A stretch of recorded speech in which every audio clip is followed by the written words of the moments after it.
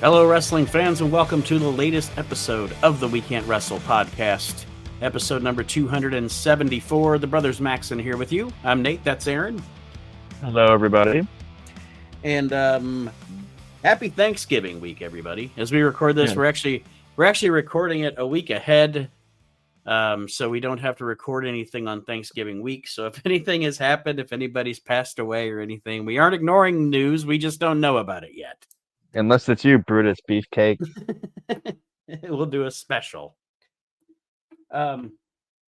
We're continuing our Clash of the Champions series this week with Clash of the Champions number 27. We are in June of 1994. But I do want to say, and again, this is one of those, we're in the future now, where this show is in the future. By the time I actually post this, Saturday, I will have announced on our Facebook group and the page and everything who made it this year into the 2025 We Can't Wrestle Podcast Hall of Fame. So I'll just go ahead right here on this episode and say them verbally. And then, of course, as always, here within the next couple of months when we can get people together to discuss the Hall of Fame, we'll do a few segments discussing who got in, who didn't get in, who people think should be in, et cetera, et cetera. I love the debate. I love the conversation about it. But, Aaron, are you ready to hear the 2025 We Can't Wrestle Podcast Hall of Fame? Yes, I am. And, of course, Aaron is one of the voters, so he has some skin in the game. Of course, first off, no doubt about it, we're going to have our first ever, I guess, in-house induction this year. A WrestleNet radio talent. Our buddy Archie Mitchell, who passed away in August, will obviously be getting inducted into the Hall of Fame this year. So welcome to the... It's bittersweet, Archie. But wherever you are, brother, up there, you're in the Hall of Fame, which he'd probably be busting my balls for putting him in before Vince Russo. Just because he liked to bust my balls about Vince, how much I hate Vince Russo. Vince Russo, I always said like Vince Russo and Bob Sweetan and Grizzly Smith are the three people that are banned from ever getting into the Hall of Fame. But anyway, the other folks joining Archie this year, actually the number one vote getter this year with a big amount of votes this year will be going in is Antonio Inoki. The second biggest vote receiver this year was on his fifth year in the ballot. So if he wouldn't have got in this year, he would have went back to the nominating process with Ricky Dozon, is Mick Foley. The next inductee this year to the We Can't Wrestle Podcast Hall of Fame, Vern Gagne. It was his first year he made the ballot, and he is in. Vern Gagne. The next inductee, Gorgeous George. I've been trying to get that one for a minute, so good. Up next, Rey Mysterio Jr. After Rey Mysterio Jr., Chris Jericho is in the Hall of Fame. Jimmy Hart. Congratulations, Jimmy Hart. Congratulations, baby. Yeah, baby. Another guy. Get more on him later. And yeah, another guy who was on his fifth year on the ballot with Foley, that if he wouldn't have got in this year, and he just barely got in, is The Rock. So The Rock is in the Hall of Fame. And the last inductees into the Hall of Fame this year are the Rock and Roll Express. Let's get ready to boogie. Yes. So because of those results for next year's ballot, and one of the guys I voted for, I've actually voted for in the past 2 years trying to get him in. Vader will be in his fifth year on the ballot next year, and so will Sergeant Slaughter, who I voted for the past couple of years to try to get him in. So if Vader or Sergeant Slaughter do not get in next year, they will go back to the nominating process. And then also on the ballot for next year still will be Trish Stratus, Kane, Eddie Guerrero, Buddy Rose, Dick the Bruiser, Kurt Angle, The Ultimate Warrior, Mae Young, and Jimmy Valiant. So congratulations to Inoki, Foley, Gagne, Gorgeous George, Rey Mysterio Jr., Chris Jericho, Jimmy Hart, The Rock, and the Rock and Roll Express, and of course, Archie motherfucking Mitchell. Yes. Your class of 2025. All right. So That being said, we'll get more in depth into discussions of the Hall of Fame when we do those episodes upcoming. I just wanted to make that announcement here. And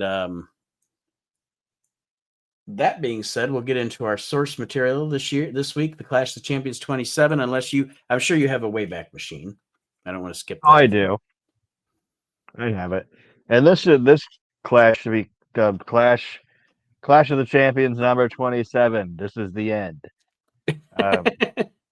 Because Spring Stampede, like I said, is kind of like in my opinion, like the 1992 Royal Rumble for WCW.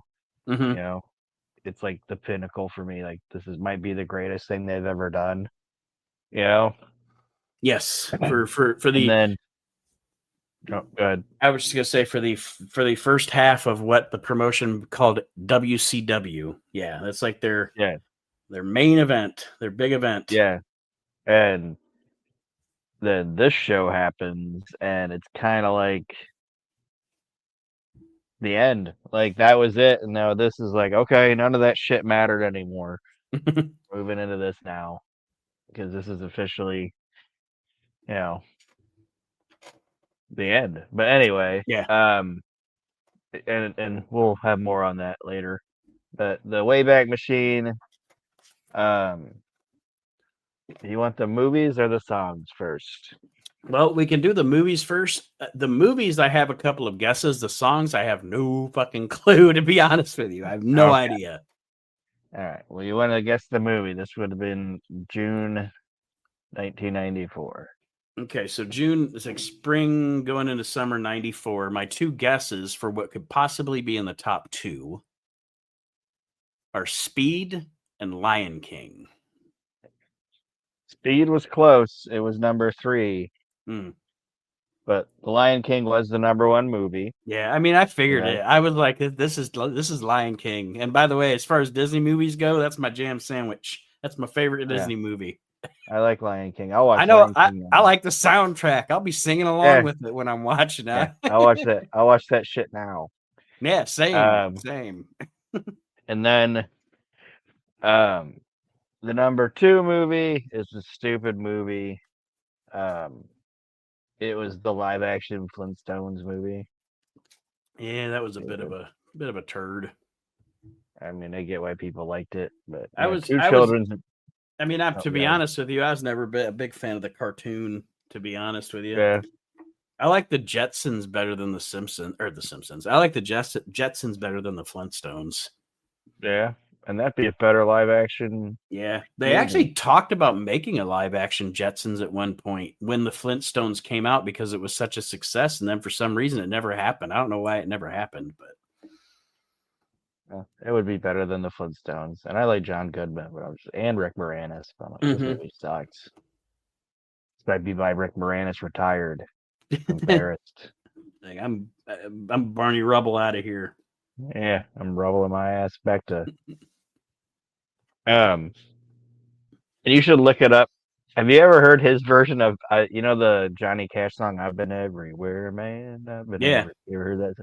He released a thing called "I Don't Go Anywhere, Man. I Don't Go Anywhere," and it's just all about staying home because the outside world sucks, and it's really funny. But anyway, top 2 songs. You said you had no idea. Yeah, no idea.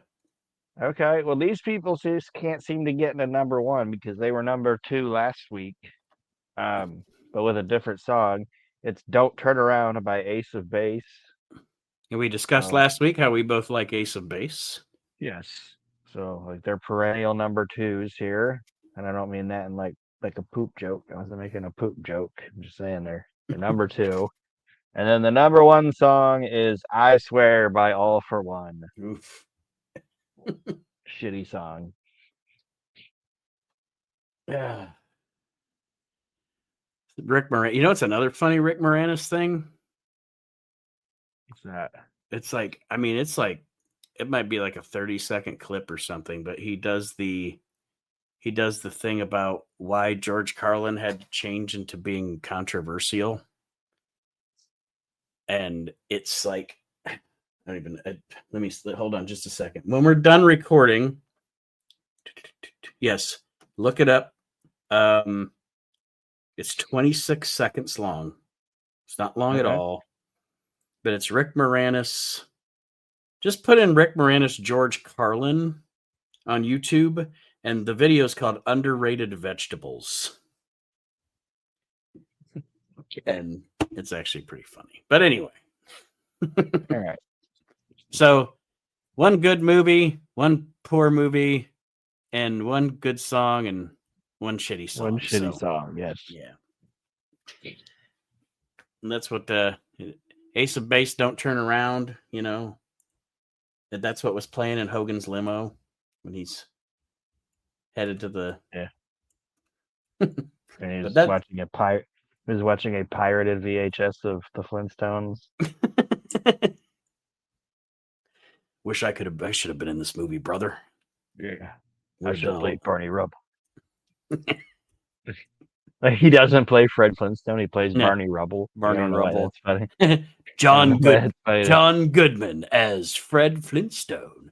Hulk Hogan as Barney Rubble.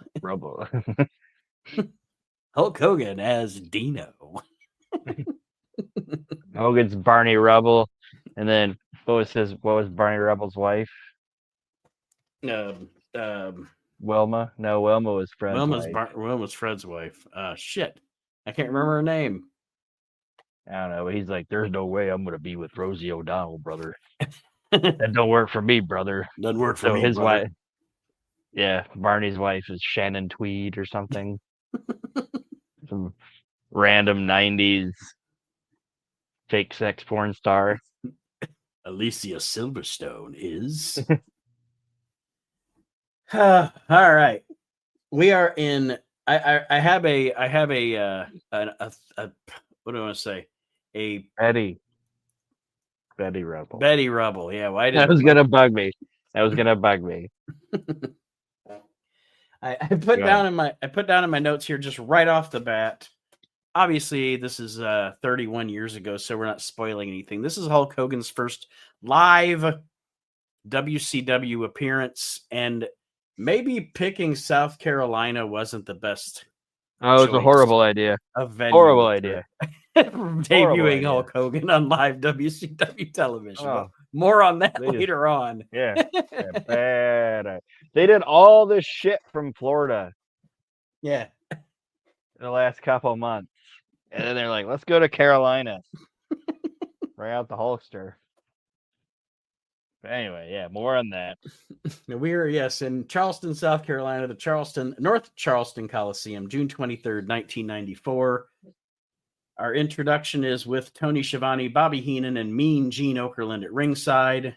And right off the bat, not even 3 minutes in, you can tell what time or what was going on at this time in the news because Bobby Heenan cracks out an O.J. Simpson joke. Yes. O.J. had just happened. The biggest thing in the world. Like, it was like trying to think what you could compare it to now. It'd be like if that Travis Kelce guy killed Taylor Swift. People be like, what? And then he leads the police on a low-speed chase for... Yeah, he just runs away. And then they go, you're innocent. Right. There's no way you did it. Yeah, and it wasn't even like a severe OJ joke, and Tony and Bob and Gene kind of oversold it, and you could tell it wasn't even I don't even think it was a Bobby joke. I think it was a joke that was fed to him. Yeah. No, it definitely didn't come off as a Bobby joke. Honestly, it came off like a fucking Lawler joke. Like, I'm not saying Lawler wasn't funny, but some of like the early Raw, him and Vince, like obviously Vince was, giving or letting Lawler tell some pretty awful jokes. Yeah. And yeah, that's what this came off as. But they talk about Hulk Hogan arriving in World Championship Wrestling tonight. There's going to be a motorcade headed toward the arena later on. And we open up with a tag team match for the WCW World Tag Team Championships. It'll have 2 officials because this match is going to be crazy. And then they tell us it's not even a hardcore match, or it's not even a street fight or a bully match. Like, then why do we have 2 referees? Yeah. It's the Nasty Boys versus Cactus Jack and Kevin Sullivan. With Dave Sullivan. With Evad. Well, he's not Evad yet, is he? Yeah, he's still just Dave. But he's Dave. I think he's calling himself Evad too. It's like in between both because Bobby Heenan calls him Irving at one point. It was Irving doing out at ringside. And Tony's like, that's not it. He's like, Irving, Evad, Igar, I don't care. Irving. Irving. And the match itself, the Ballad of Irving, the 142nd fastest gun in the West. In the West. I thank God every day that when I was a kid, I listened to Dr. Demento. Yeah. I like that it's not a round, even like a nice, clean number either. No, it's not. Like 100, he's the 130th fastest gun in the West. That's kind of funny, but when you're the 142nd fastest guy, like that's funny. There was a commercial on the other day that like it was doing like I don't know what the fucking commercial was for, but the commercial was on. It was like showing something with like serenity, you know, like there's like flowers and birds flying around and stuff, and it was like doo doo doo doo doo doo, and of course I'm like, hello, Mata, hello, Fada, here I am at Camp Granada, and Kendall's like every time you hear that, I'm like, I know, because that's in my head. It's a great song. But this match is Cactus and Kevin Sullivan with Simple Sullivan versus the Nasty Boys for the WCW World Tag Team Championships.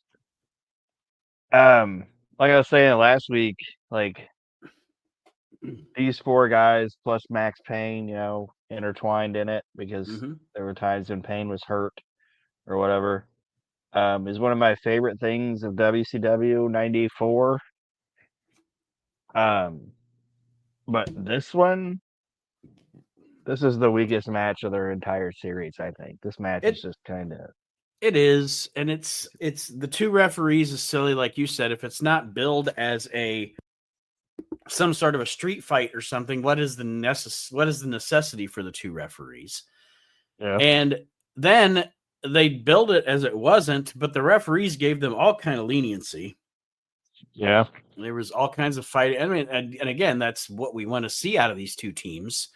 So just fucking bill it as a street fight or bill it as a no holds barred match or whatever, you know, like. Yeah. And they start to kind of put hokiness into it with like Evad being out there. And it's like before it worked because it was gritty and it was, you know what I mean?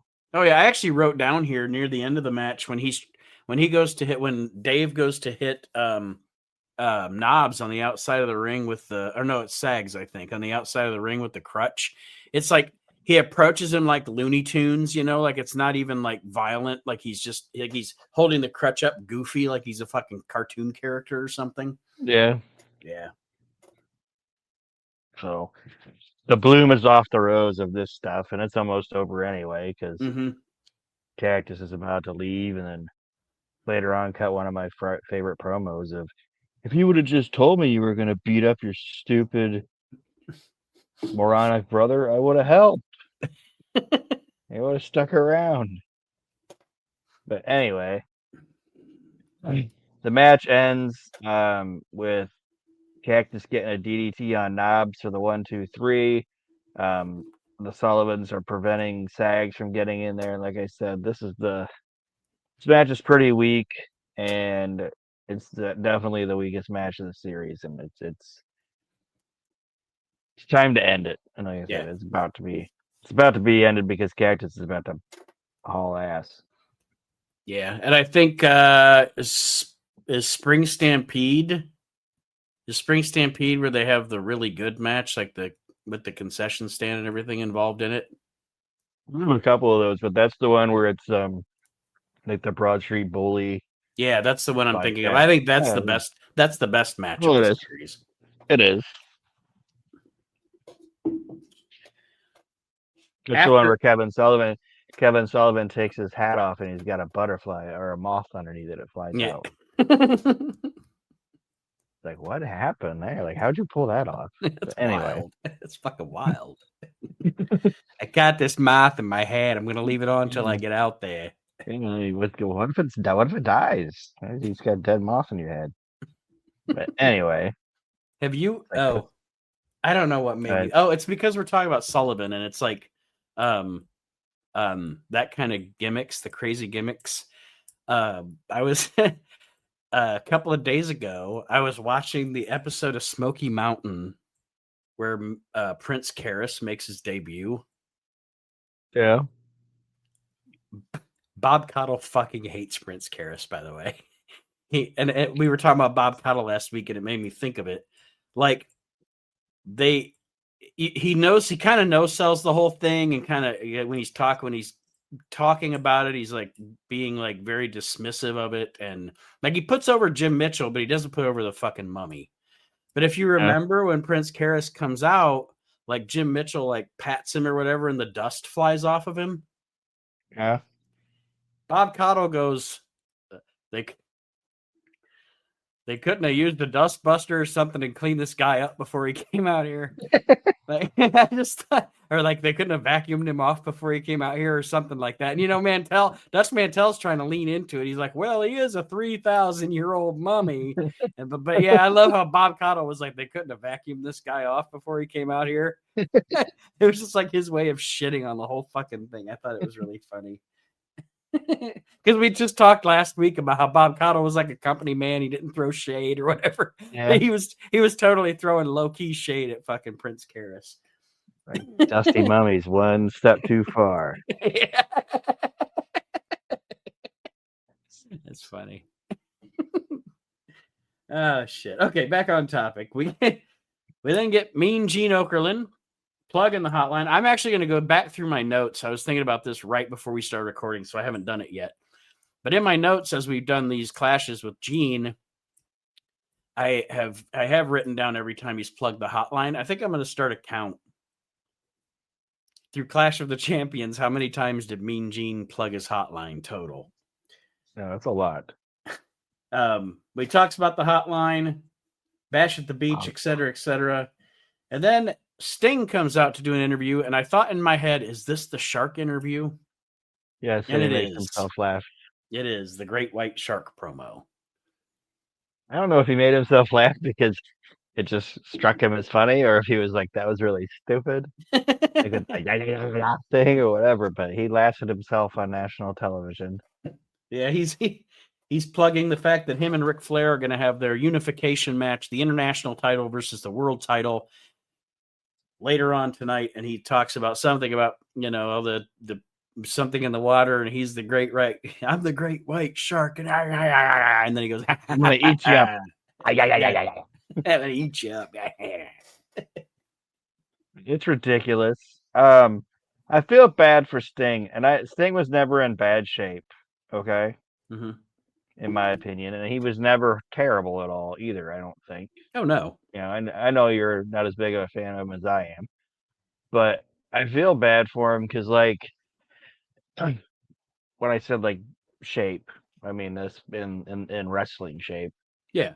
Like this was like his peak wrestling shape was like the end of '93 up until like '97. You know? Yeah. And he really hit peak wrestling shape and just got it, you know, right when it's like, now Hogan's here. Mm-hmm. Like I think he could have had a different, like maybe had like a redemptive title reign from that first shitty one they had, you know, but obviously that wasn't going to happen because every time they put the belt on this guy, they fucked it up. Yeah. Yeah. And there's, I mean, It's fun. It's one of those what if things to think about too. Like, what if Hogan never came to WCW? What would Sting's trajectory have been? I mean, if Hogan never comes in, does the company even survive? I don't know. Because the fucking bigwigs at WCW or at Turner were always trying to get rid of WCW, and once Hogan came in, and once it became the financial juggernaut that it became for a couple of years, they couldn't because it would be irresponsible to get rid of something that's making money, even if you don't like it.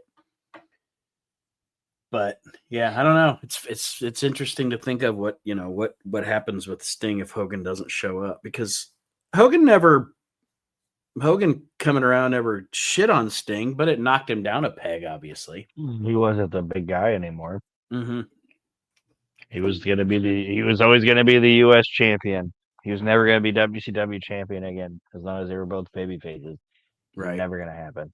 Especially when Randy Savage shows up. Yeah. It's like, God damn.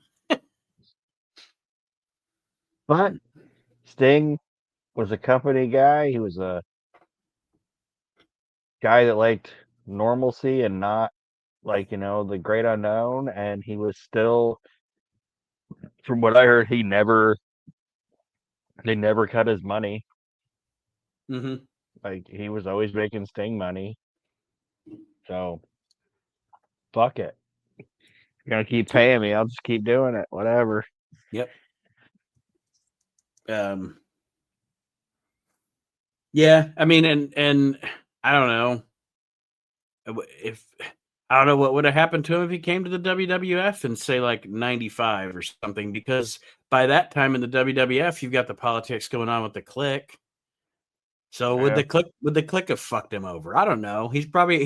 Sting probably navigated his career just the way it needed to be navigated. Yeah. He wouldn't have made Sting money if he would have went there in '95. No, and then after WCW closed, the best thing for him to do, go to TNA, be a big fish in a small pond. Yep. Because look what they did with him right when they got him. Yeah, jobbed him at WrestleMania. Imagine if they would have jobbed him in 2001. Right. Or he would have That wound would up have been like, it. yeah, they'd have brought him in and they'd have done to him what they kind of did to Goldberg. He just became just another guy. That's what I'm saying. Goldberg's later in life run in WWF is 1,000 times better than Yeah. that initial run in 03, 04. Yeah. Anyway, back in the weeds we went. The next thing sucks too. Yeah. Yes, it is Tony Schiavone talking about the boss. Obviously, the big boss man, the boss. Yes. Becoming, like of all the gimmicks they could have given him, I know it's like, we're getting pressure from the WWF because of intellectual property or whatever. But you definitely, Guardian Angel was not the best choice. Yeah. For one, I'm not a New Yorker, obviously, but to me, those guys always just seem like dudes that weren't good enough to become a cop. Yeah, You know what I mean? they're like the guys that drive around in an old cop car, acting like they're a cop. Yeah. When And it's like go ahead. you kind of come off as a creep. Yeah, you're a jackass. You weren't good enough to get in or whatever, and like they look like they have like like I don't know. Trying to think, like trying to describe what kind of guy I'm thinking they are. They got like a chain wallet and some kind of like 7 thing like defense tool. You know what I'm talking about? Yeah. Oh yeah. At all times. Or And then the guys that why do you have a flashlight? Why? yeah. Or the guys that walk around with their gun in its holster all exposed. Yeah. Like no, dude. The Guardian Angels didn't even have guns. They weren't even allowed to have guns. But yeah, they just sucked. And if they have like white guys with like dream catchers in their house. I don't know. I just, and the gimmick itself is stupid. It is. Like they could have just either called him Ray Trailer, because I know they had to stop doing the boss because Or Big Bubba. Yeah, I know they wanted to keep him a face. Big Bubba's not really a face gimmick, but they could have done anything other than the Guardian. Like even the outfit looks stupid with his like fucking beret and shit. Like whatever. They could over the streets were protecting this shit. A t-shirt tucked into jeans. You'd never tuck in a t-shirt. Yeah. I hate that. Like, what are you fucking tucking in a t-shirt for? Unless I have to go to fucking like, unless one of my real estate things is a really, really formal thing, I don't even tuck in my fucking dress shirts. I don't either. Yeah, for a funeral or a wedding or a formal business thing, yes, but otherwise, no way. I ain't tucking my fucking shirt in. Like if I'm wearing a button up to work, it's untucked, brother. Yeah. The Maxons aren't tuckers. Yeah. But this thing is stupid, and we see him becoming a guardian angel. Go ahead. And the other thing about it is, like, and I'm not criticizing the man, all right? You and I both love Ray Trailer. One of the best big man wrestlers of all time. The other thing that's poor about this outfit and stuff is it makes him look fat. Yeah. Like Big Boss Man was a husky dude, so most of the things that he wore, I mean, obviously in the really early days when he feuded with Hogan or whatever, it didn't matter. He could look really big like that. But once he slimmed up a little bit and stuff, the WWF, the outfit that he had accentuated, that he was a big guy, but it didn't. This t-shirt, black pants, beret, he just looks like a big fat guy, and he's not even really fat. It's just the outfit makes him look fat. I don't know. I know I'm getting into fucking but yeah, it's all around. It's awful. I think I'm subconsciously getting into the weeds about stuff on this show because there isn't a whole lot to talk about till we get to Hogan. But yeah, but the like I said, the gimmick's lame. It's like who do you think is going to buy that? Like, what were they gonna be? Oh, we'll have little berets that children can buy. It's like no kid's gonna want the. Yeah. And nobody gives a shit about the Guardian Angels that doesn't live in New York City. Yeah. And the people that lived in New York City didn't even really like them. Yeah. That fucking guy's still around. He ran for mayor this year. Yeah, the Republicans the Republicans are mad at him because he split everything. Like if he wouldn't have ran, they said that one guy that. Oh, Bandami. Yeah, they said that guy good. Wouldn't have won. If Silla wouldn't have run, the old school New York criminal comic book villain would have won. The pervert would have won. Yeah, Jesus Christ. It's time to move on from those fucking people. Anyway. Yeah. The match for the Guardian Angel is the Guardian Angel versus Tex Slazenger. AKA Phineas Godwin. Yes, AKA Phineas Godwin, Dennis Knight, Naked Midian. Naked Midian. It's the Big Boss Man versus Naked Midian on Clash of the Champions. Like I said, we've always talked about like what if a guy never changed his name but changed his gimmick? Like if Tex Slazenger naked Tex Slazenger, he would have just been naked Tex Slazenger. We're not even like Tex my Slazenger. God, Tex Slazenger is naked. It makes it sound even worse. It's not funny now, even though it's the same guy, But anyway, Shanghai Pierce, the hog farmer. Shanghai Pierce, the masked hog farmer. Big.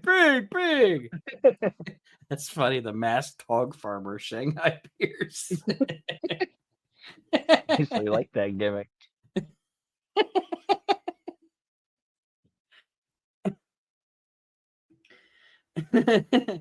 But yes, it's big. I'm sorry, Guardian Angel versus Tex Slazenger. Quick match just to put Guardian Angel over. Yeah, there's a basic. The man himself wasn't any. How is it? Like the gimmick sucked. The man himself was still boss man. Obviously, So it was good. Yes. Yeah. Oh no, it was a good like 3.5 minute, quote unquote, I guess, squash match to get Guardian Angel over. Yes.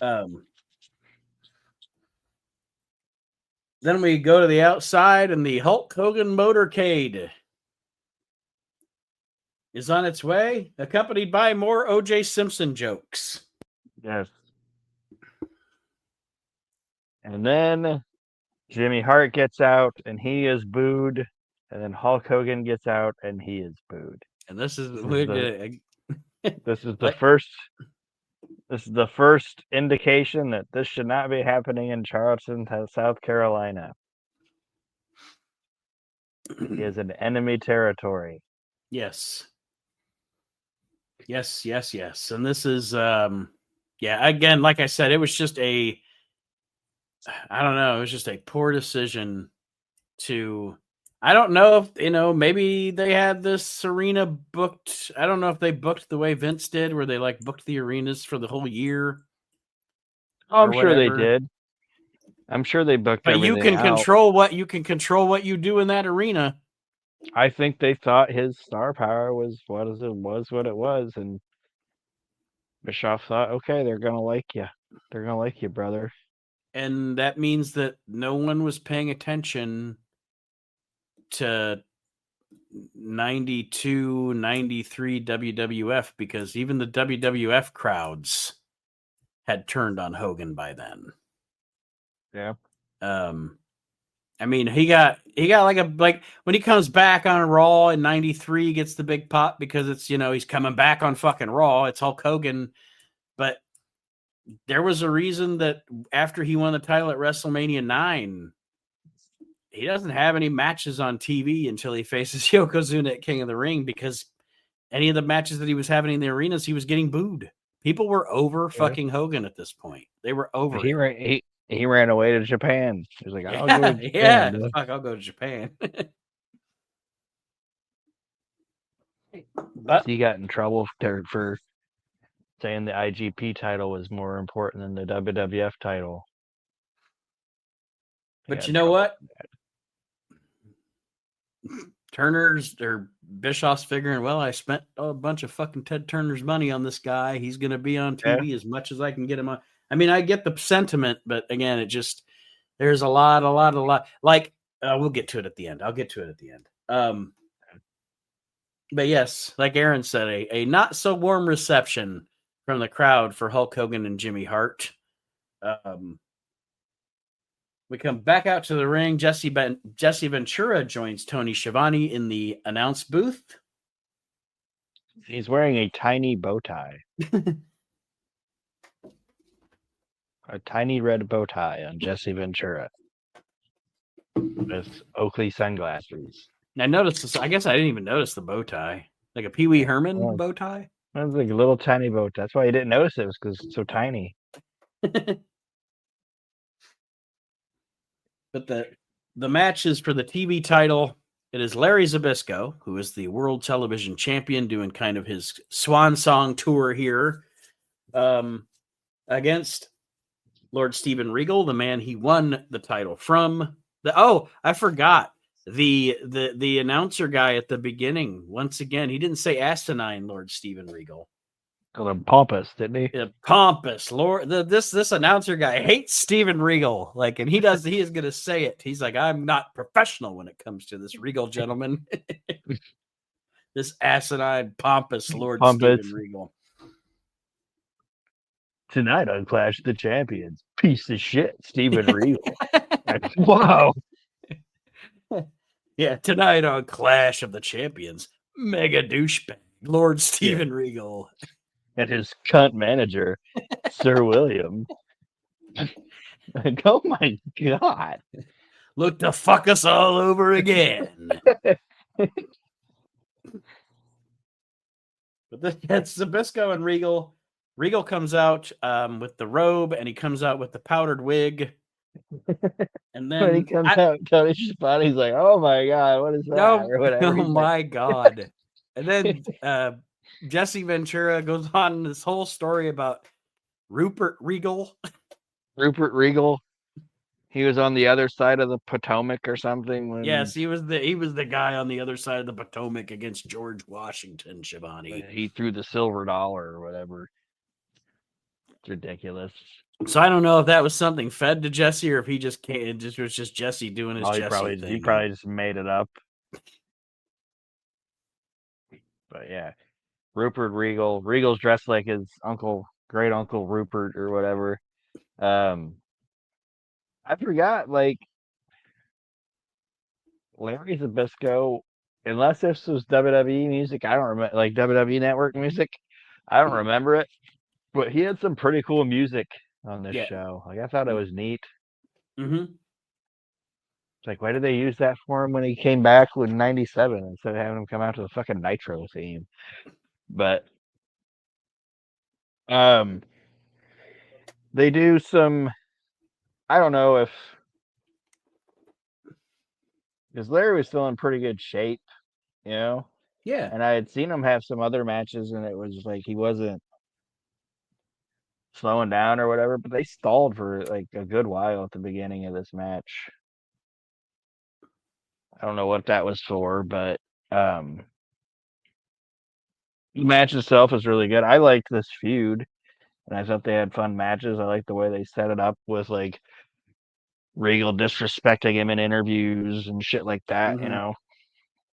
And like the couple times Larry had to walk away because he was trying to be professional, and yeah.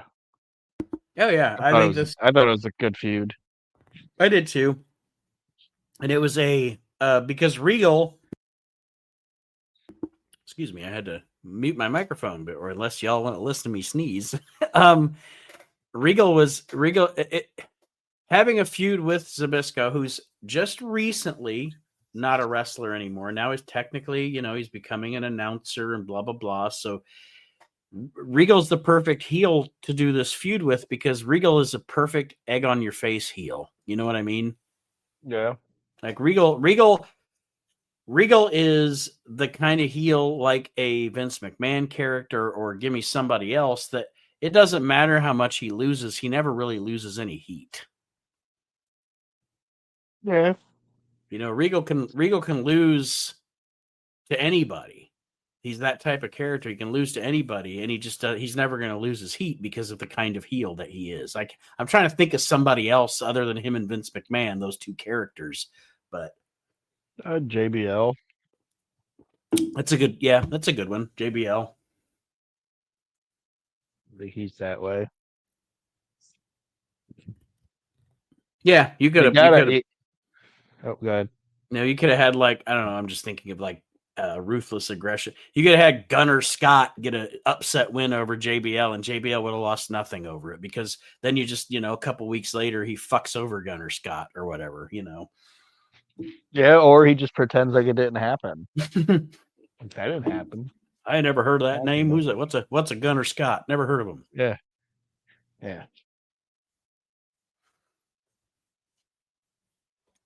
But yeah, like Aaron said, this is a good match. I enjoyed this match. Larry Zbyszko has a Boston Crab at the end. I mean, do you have any other comments before I go into the finish? No. Okay. Larry Zbyszko has Regal in a Boston Crab. Sir William gets up on the apron. I couldn't tell if he grabbed Larry's arm or not, but at least I think he, and they missed it, so they just kept going from it. I think he jabbed him with the umbrella. Okay, because I couldn't tell either, because I was like, I couldn't tell if because I didn't think he made any contact. So I didn't know if the story was supposed to be that he had distracted Larry just enough where Regal could get the rollover. But either way, out of that chicanery, Regal gets a rollover out of the Boston Crab and then grabs the rope for the pin and defeats Larry Zbyszko for the TV championship. Yes. So he's back as TV champion. I don't think Great Uncle Rupert is proud, Schiavone. Yes. And I think Larry, pretty sure he goes right back to announcing, I think. Does Jesse finish up right? I can't remember. Does he finish up right after this, or does he stick around a while during the He's Hogan? he's pretty much done. I thought so, because I think Rude's already gone. Yeah, Rude. They were the two that when they found out Hogan was coming in, they were like, "Well, I'm going to leave then." Yeah, Rude had his back problems to begin with when he hurt his back in that match against Sting over there, and then he when he found out Hogan was coming, he's like, "I'm gonna pack it in. I'm out." And Jesse was doing everything he could do to get fired. Yeah, because I'm pretty sure he had one of those contracts where if he quit, like shit was gone. But if you're gonna fire me, you're still gonna pay yeah. me. I think I might have even read at one point like he fell asleep during a worldwide taping or something, like because he just didn't give a shit anymore. Yeah, like I said, I think Jesse wasn't stupid when it came to like money and contracts and stuff. He was actually kind of ahead of his time on that. So I'm pretty sure he probably had something in his contract where if I quit,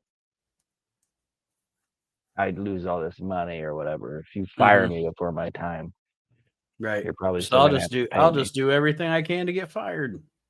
I'll commentate shitty. I'll fall asleep. I won't shave my beard. Wear a little bow tie. Wear a little bow tie and some Oakleys, and you pulled it off. You got fired. Well, up next we have our next Mean Gene hotline plug. He talks about the hotline. Give me a call 1-900-909-9900. And then, of course, he promotes the Bash at the Beach pay-per-view coming up in July.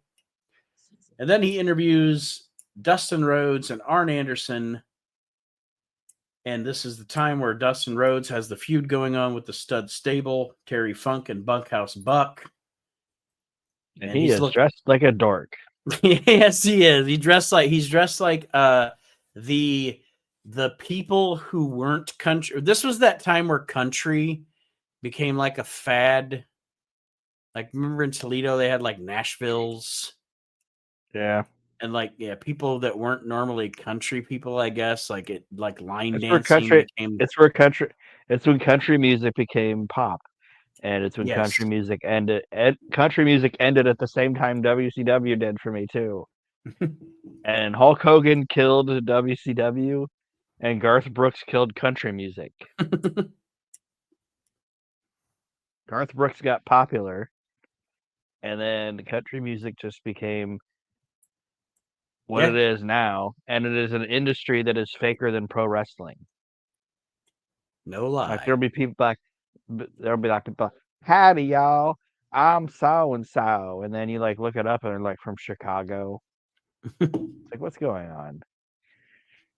It's a fake, disingenuous industry, and its fans just gobble it up like it's whatever. It's like, yeah, he's a real farmer. He lives out on his ranch, and it's like, no, he does not. Right. It's like when everybody said that after I was just gonna say, and because they're two of my favorite country artists. The one is my favorite country group, but you're right. After the early '90s, if I'm talking the 1990s, the only really good country artists are Dwight Yoakam and the Mavericks. Yeah, I mean, there's some good ones sprinkled in there. Yeah, don't get me wrong, but the industry itself just became so fake and phony, and yeah, it's just terrible. But anyway, yes, Dustin is dressed. That's what I was. I guess long way to get there. But Dustin is dressed like a fake cowboy. Yes, and looks like he's it's a horrible fucking outfit. He's asking Arn Anderson to be his partner against Terry Funk and Bunkhouse Buck. And Arn Anderson, of course, cuts. Arn Anderson never cut a bad promo. Never cut a bad promo. Never. No, but when cut. he didn't, but when he didn't have one, he just went back to the "I ain't gonna be a nice guy no more" Yeah. promo. Like Or he left that shit off. Adversity shows a man who he is. That was another one of those ones that he just like, I don't really have much to say, but this line always gets over. Yeah. Yeah. I don't mean to toot my own horn. But toot. But Yeah, anyway, I'm gonna be the old Arn Anderson. Yeah, the one everybody wants me to be. And of course, it's foreshadowing because he's gonna fuck Dustin. Yeah, but they're gonna be facing it Bash at the Beach, Bunkhouse Buck, and Terry Funk. This was like the weird, like I don't know. Terry Funk had a weird little run here in WCW. But, yeah, because he's doing WCW and he's doing ECW, so he's kind of in and out of WCW. Yeah, but it's like it didn't seem like it was a big deal that Terry Funk was there. Mm-hmm. You know what I mean? Yeah. It's like this is Terry Funk, and he's just teaming with Bunkhouse Buck. Like what's happening? But anyway, the next match is Johnny B. Bad versus Steve Austin for the United States Championship, and I want to get a note in here really quick because I made myself laugh. We all do. We all think we're so fucking funny. Sometimes I think I'm fucking funny. So I sat here and I made myself laugh when I was watching this because when Johnny B. Bad comes out and does the Bad Blaster, out in the crowd, there's this big fat guy. And he like waves off the confetti, like fuck this confetti or whatever. He like trying to like be all passe about the confetti. And I was like, that fat guy's just mad because he expected there was candy in that Bad Blaster. Well, I thought it was funny. I said, well, there must. Did you see that? Did you see the sign that there was out in the crowd? I don't think so. I must have been writing my note down about the fat guy with candy. If I read the sign right, and it had like a kissy like lip thing on it, you know, it said "Blow me, Johnny." So I'm like, well, Jim Barnett's here. Oh my boy. And then I thought it was Johnny's funny. gonna be bad. But my note about the confetti gun was he was shooting it off like after his music was playing and Steve was coming out. Mm-hmm. So I don't know why it was so funny to me that like the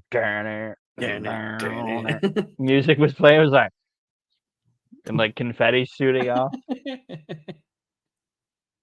Like that made it seem I was like, this is ridiculous. Like it's not ridiculous before, which it is.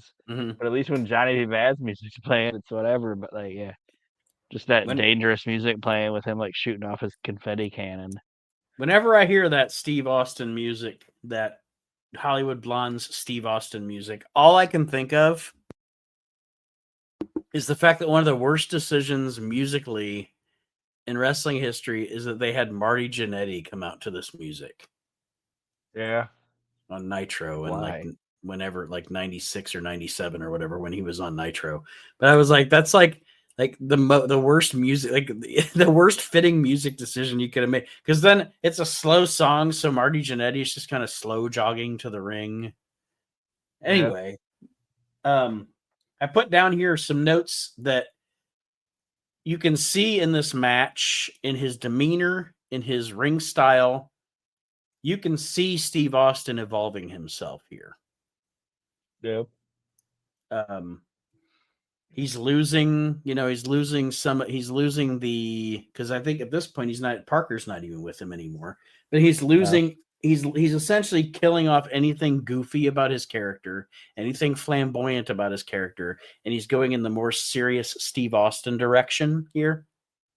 Yeah. And they don't have Parker with them, but they did do something kind of cool where like they had talked about it where Parker was still his manager, but he was going to let Steve go out there on his own. Mm-hmm.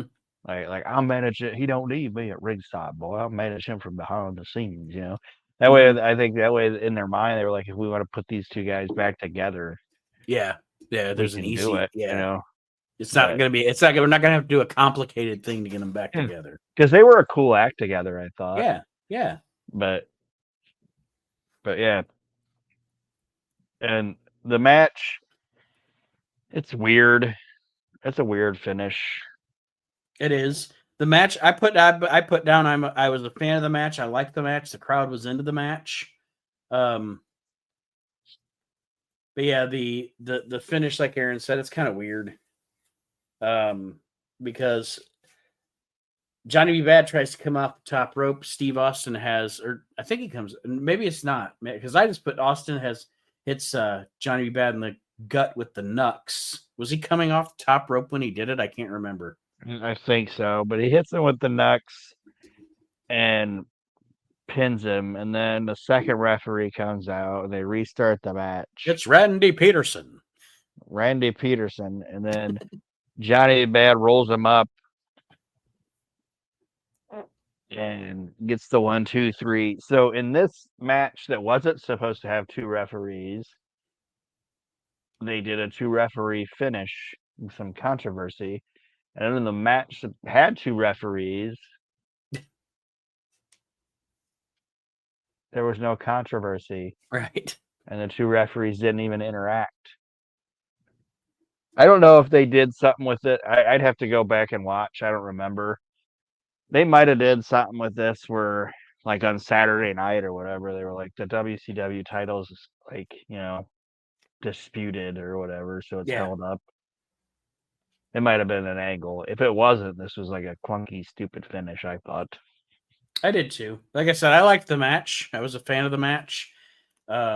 Steve Austin and Mark Marrow actually always worked really well together.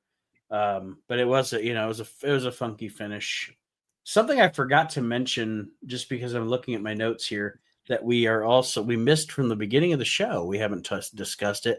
One of the mysteries on this show is that Sherry has arrived also. Oh, yeah. In WCW, and where does her loyalty lie? But anyway, yeah, like I said, Johnny B. Bad, Steve Austin, good match, poor finish. I agree. And then when we come back from break, it's the American-made Hulk Hogan music. Because Mean Gene is going to introduce Hulk Hogan to a WCW crowd live for the first time ever. And I wanted to make, I wrote down, I was just going to say, I wrote down specifically in my notes because I wanted to make mention of this. And I say this all the time. Time is a thing.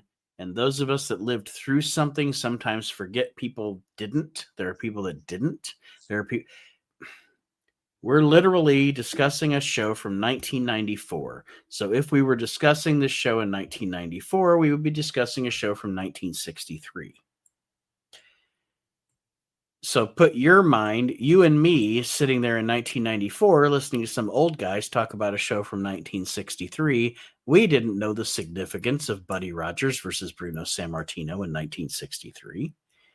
Yeah. So I just wanted to make mention for people that may not have lived through it.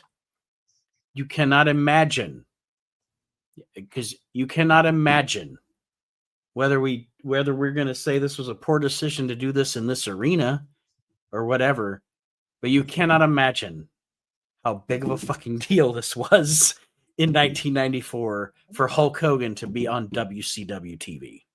Yeah.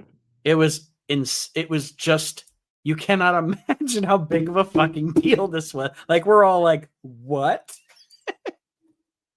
Like, it was such a big deal that Vince McMahon didn't even think that it was a possibility. Yeah. Like, he said, go ahead, brother, go make your show. He never thought that shit was going to happen. Mm-hmm. I'm sure he thought Hogan's going to go, he's going to make his show, he's going to get bored, he's going to want to come back, and he's going to come back to us. Mm-hmm. And if WCW even approaches him, he's going to tell them to go fuck themselves. And I will say this, and I know there might be some people that are our age or older that would say that it's a. I would say from a business standpoint, because of business and because of notoriety, because of money, Hogan coming to WCW in '94 is a bigger deal than Flair coming to the WWF in '91. And that's not to shit on Flair. That's just to say it was a bigger deal. And to be honest with you, it's more successful because I think Flair going to the WWF was kind of a flop.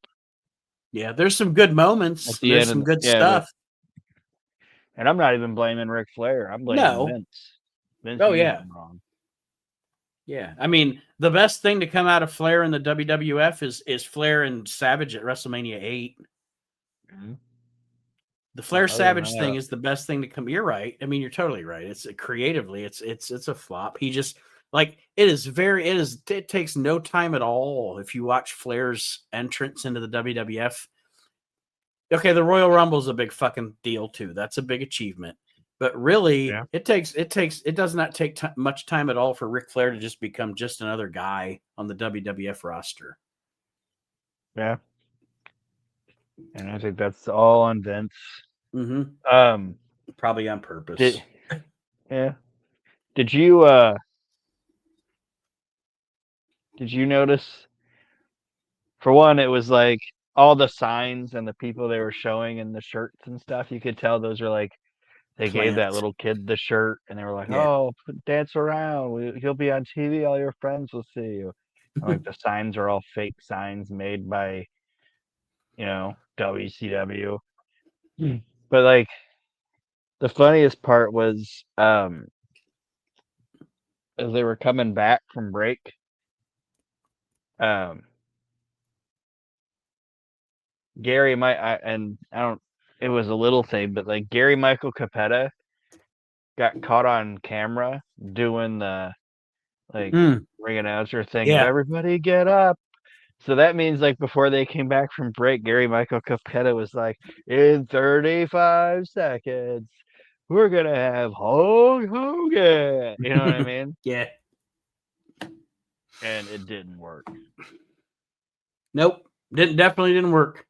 I wrote down here Gene Okerlund introduces Hulk Hogan. Like the initial Hulk Hogan coming out is like it's cheered. Because obviously cheers of a crowd are gonna kind of drown out a boo. Yeah. But like once that initial, like all the little kids were like happy to see him, and then it kind of broke down to him like cutting his promo, and it was like the adults in the crowd. It was all boo. There was lots of booing. And I also wrote down, and I mentioned this last week, I think on the show, that he was one of the culprits that would do this. Don't like it when somebody says the WCW. Yeah. Because you're saying the World Championship Wrestling, and that doesn't make any sense. But anyway, yes. Hogan doesn't. Oh, go ahead. No, you go ahead. She's saying Hogan cuts this promo and says that he doesn't know who's going to win, whether it's going to be Sting or Ric Flair, but he wants to face them. And then Flair shows up on the video wall, cuts his little crazy 20-second promo, and then just goes away again. Yeah, his promo was I'm happy Crazy Ric Flair's back. Yeah. I still think he's great and everything, but I think babyface Ric Flair could get kind of boring after a while. Yeah. But, well, because with babyface Ric Flair, there's like the initial build up to whatever match he's going to be in, and then he wins it. And then the next day, he still has to be babyface Ric Flair, and then he just cries a lot. Yeah. Talked about his family. Yeah. We don't want you to have kids. Yeah. You're supposed to be slinging dick. Yeah. You're supposed to have kids you don't know about. Absolutely. All across the South, there's this little whoa big bird kids. There's a big little bird with big hair. Some of them are Chinese. Some of them are black. Of them are black. Some of them are Asian. Yeah, some of them are little Asian Ric Flairs. No, black Ric Flair would be fun. I tried to get AI to make black Ric Flair one time, and then it told And me it it could. just popped out a picture of Sweet Daddy Siki. No, it started working on it, and then it said it wasn't allowed to do it, and I was like, oh, why not? Is Black Ric Flair somehow racist? I don't know. It's funny. It just showed you Sweet Daddy Siki here. Anyway, But like Aaron said, Hogan talks about how he wants to face the winner of the unified title match because Hulk Hogan's allowed to walk into this company, walk past every other contender who's been wrestling their asses off for months and years, toiling in the ring, and he's just allowed to demand a title shot, which also gets booed by the crowd because they know what's up. yeah. Like, oh, we saw this at WrestleMania 9. Yo, yalla belly. I don't think it would ever work with Hogan, but I think they should have done that, and you could have made them get back together as friends again. But I think that would have been kind of cool to maybe give Sting a little bit of an edge of when Randy Savage came in. Sting should have been like, you know what? I've been busting my ass here since '87 or what, you know what I mean? Mm-hmm. And now you come in here, Yeah, and you just get to walk right past me in contention. Yeah, like fuck that. And then they could have had like a match and it could have been blown off or whatever, and now it could have been like, all right, I respect you now. Even if Sting loses, he could be like, all right, yeah, you're Randy Savage, I get it, I respect that. But anyway, I don't know why that popped into my head, but it did.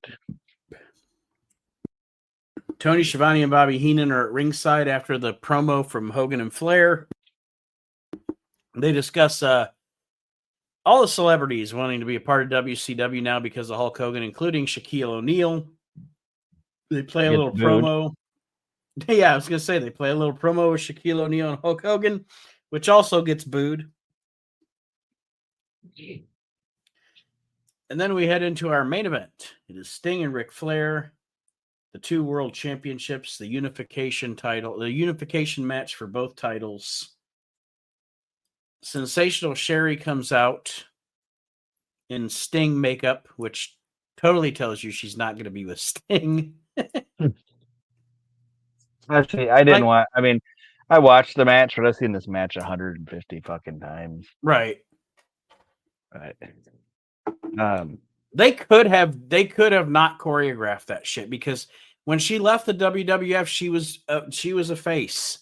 So they could have played off of that. She was not a heel when she left the WWF. If they wouldn't have choreographed it so much, like she's in the Sting makeup and she's in Sting's colors, and like if she just would have come out just plain Jane Sherry Martel. And also, how many Sting doesn't have just specific colors, right? You know what I mean? So she knew, like, that Sting was going to be wearing the black face paint and the, you know what I mean? Yeah. I don't know. Like, it's not like she sat back there and was like, okay, now I see what he's wearing. Put it on me real quick. I don't know. Anyway. But her coming out, and plus Sherry Martel and Sting doesn't, even if they were going to do it, doesn't work. Mm-hmm. Sting and a manager doesn't work. Right. But the match itself, it's Ric Flair and Sting, so it's not going to be bad. And it goes back and forth. And I don't know how much notes you have on it. I don't have a ton of it because a lot of the match is, and it's not that it's bad, but a lot of the match is just, this is a Sting Ric Flair match. They have a match that they do. Bobby Heenan does say Sherry looks like she was eating an Oreo cookie and it exploded in her face. I didn't catch that. Yes. It's like Sherry looks like she was eating an Oreo cookie and it exploded in her face. And then Sting ends up going for an over the top rope plancha, which they don't catch on. Every time Sting does that move, like anytime he busts that move, which isn't very much, Mm-hmm. he only usually busts it out for big events. The camera always missed it. Yeah, you only see it in the replay. Never caught it. It never caught it. But he goes to hit that, and Flair pulls Sherry into it, so Sherry takes it. And I do like towards the end of the match, she's crawling. It's funny because she came out and she looked all fancy with her dress, and like her hair was all nice and her paint and all that. Then by the end of this match, like her hair's like the big afro and she's kind of all disheveled and shit. And then she tries to get back up on the apron and Sting tries to check on her again, which distracts him, and Flair ends up pulling or rolling up Sting for the 1-2-3, holds the trunks. The fans pop big because Ric Flair is now the new unified world heavyweight champion. And then we go to post-match. Sherry and Flair looking at each other. Looks like Sherry's going to smack him, but they end up embracing. And then they double team Sting. They're beating up Sting, and like I said, Aaron covered the finish, which I had in my notes, and like I said, my other notes were just this was a Sting Flair match, so it's not bad. Obviously, it's a good match. The crowd's hot.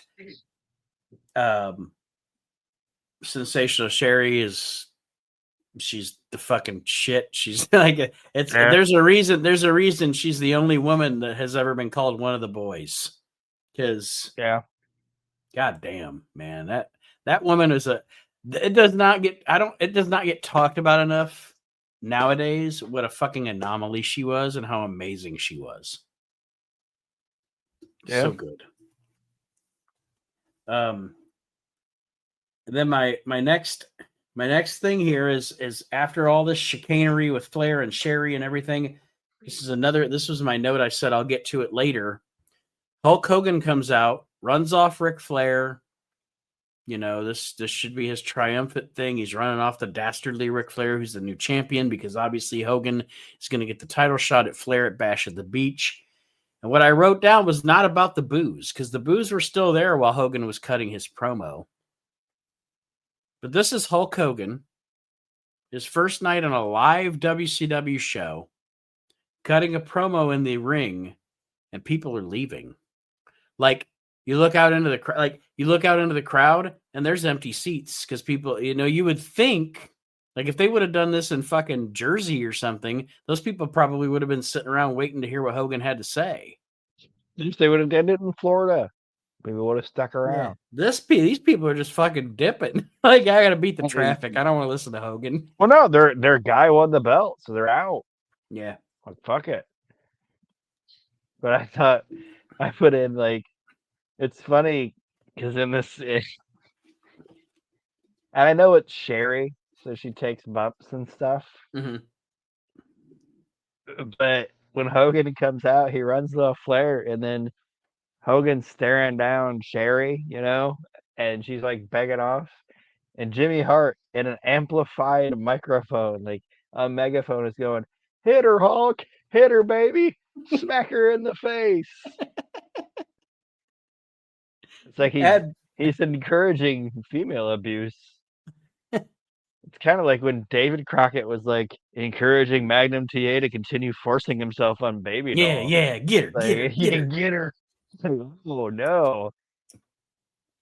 And this guy's like with a microphone. Hit her, Hulk. Do you watch much Memphis, like 90s Memphis? Yeah. Corey Macklin is Black David Crockett. Anyway, I don't know. He reminds me of David. This is cadence and his style and everything, and when he's interacting with the wrestlers, not good. David Crockett was terrible. He's just like, look at man. Look at Tony. That's what happened. Look at him.